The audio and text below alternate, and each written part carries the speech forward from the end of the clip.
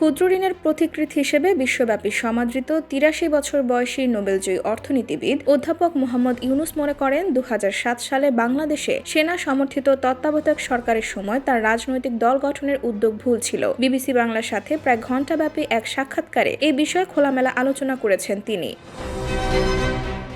মূলত ২০০৭ সালে 1-11-এর পর সেনা সমর্থিত তত্ত্বাবধায়ক সরকারের সময় বাংলাদেশের রাজনীতিতে বেশ গুরুত্বপূর্ণ হয়ে উঠেছিলেন মোহাম্মদ ইউনূস। তখন সাবেক প্রধানমন্ত্রী বেগম খালেদা জিয়া ও বর্তমান প্রধানমন্ত্রী শেখ হাসিনাকে বাদ দিয়ে একটা রাজনীতির চেষ্টা চলছিল। সেই সময় অধ্যাপক ইউনূসের নেতৃত্বে নাগরিক শক্তি নামে একটি দল গঠনের আলোচনাও ছিল জোরালোভাবে।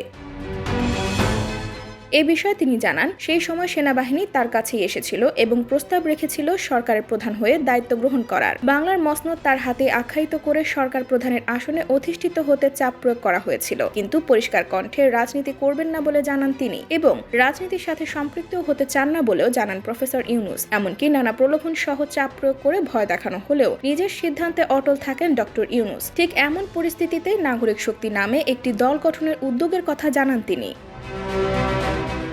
নানা রকম চাপের মধ্যে তখন সংশ্লিষ্ট সবাইকে চিঠি দিয়ে পক্ষে বিপক্ষে নানা মত সংগ্রহ করেন ডক্টর ইউনূস। তারপরে দলের নামকরণ করেন নাগরিক শক্তি। কিন্তু 10 সপ্তাহের মধ্যে রাজনীতি থেকে বের হওয়ার ঘোষণা দিয়ে দল ত্যাগ করেন তিনি। আর বর্তমানে সেই রাজনৈতিক দল গঠনের সিদ্ধান্ত সম্পূর্ণ ভুল ছিল বলে মনে করছেন প্রফেসর ইউনূস। এ সময় তিনি নিজেই প্রশ্ন তোলেন, 10 সপ্তাহের সেই ঘটনার জন্য সারা জীবন তাকে খেসারত দিতে হবে কিনা।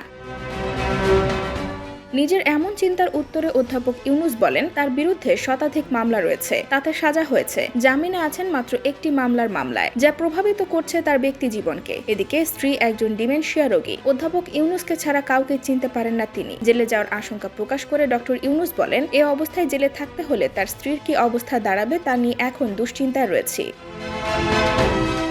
IBTV USA, new York.